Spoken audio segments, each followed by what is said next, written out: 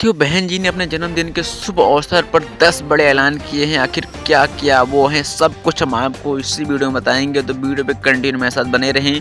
मैं हूं अखिलेश कुमार और आप देख रहे हैं कीजिए मीडिया। साथियों, बहन जी ने 10 बड़े ऐलान किए हैं। बहन जी ने कहा, समाजवादी पार्टी के प्रमुख इंडिया की मीटिंग में हमारा विरोध किया और अब रंग गिरगिट की तरह बदल रहे हैं।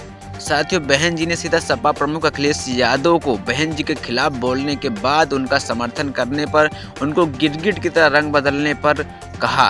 और वहीं बहन जी ने कहा, मैंने अपने भतीजे आकाश आनंद को अपना एकमात्र उत्तराधिकारी घोषित किया, लेकिन कुछ लोग अफवाह उठा रहे हैं कि रिटायर हो रही हूँ, लेकिन पूरी तरह यह गलत है। और बहन जी ने इस बात की भी पुष्टि की कि मैं अभी रिटायर नहीं हुई कि और आकाश आनंद को अपना मात्र एक उत्तराधिकारी घोषित किया है, मगर लोग इस बात के ज़्यादा अफवाह कर रहे हैं कि बहन जी रिटायर हो चुकी हैं। साथ ही वहीं बहन जी ने अपने तीसरे बयान में कहा, बीएसपी पूरी दमदारी के साथ अकेले चुनाव लड़ेगी। साथियों, बहन जी अकेले चुनाव लड़ेंगी और इस पर किसी के साथ गठबंधन नहीं किया जाएगा, इस बात की भी बहन जी ने पुष्टि की। और अभी बहन जी ने कहा, अकेले चुनाव लड़ेंगे, मगर अभी इस बात की पुष्टि नहीं हो पाई कि बहन जी आखिर कितनी सीटों पर चुनाव लड़ती हैं। और वहीं साथियों, आपको बता दें, बहन जी ने कहा, बीएसपी का नेतृत्व एक दलित के हाथ में है और पार्टी किसी के साथ गठबंधन नहीं करेगी। बहन जी ने साफ तौर पे कह दिया कि हम किसी के साथ गठबंधन नहीं करेंगे, अकेले ही चुनाव लड़ेंगे, क्योंकि एक पार्टी का नेतृत्व एक दलित के हाथ में है। और वहीं बहन जी ने कहा, बीएसपी जब भी गठबंधन करती है तो सहयोगियों को ज़्यादा फायदा होता है और पार्टी को नुकसान होता है, ऐसे में हम अकेले चुनाव लड़ेंगे।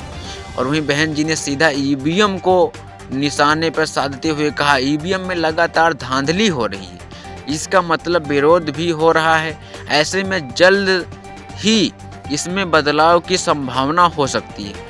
बहन जी ने इस बात की पुष्टि की कि ईवीएम में जिस तरह से धांधली हो रही है, कहीं ना कहीं ईवीएम की संभावना हो सकती है। ईवीएम हटाओ, देश बचाओ और बैलेट पेपर से वोटिंग कराओ, इस बात की जो मांग हो रही, बहन जी ने इसका खुला समर्थन किया। और वही बहन जी ने अपने 7वें ट्वीट में यानी 7वें बयान में कहा, बीएसपी चुनाव के बाद उचित भागीदारी के साथ सरकार में शामिल हो सकती है।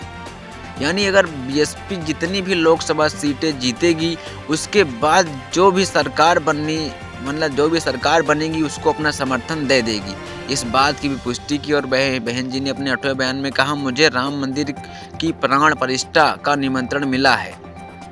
यानी बहन जी ने इस बात की पुष्टि की कि मुझे राम मंदिर की प्राण प्रतिष्ठा का निमंत्रण मिला है। और वहीं अपने 9वें ट्वीट में कहा, मुझे राम मंदिर की कार्यक्रम में से कोई इतराज़ नहीं है। और बहन जी ने इस बात की सीधा पुष्टि कर दी।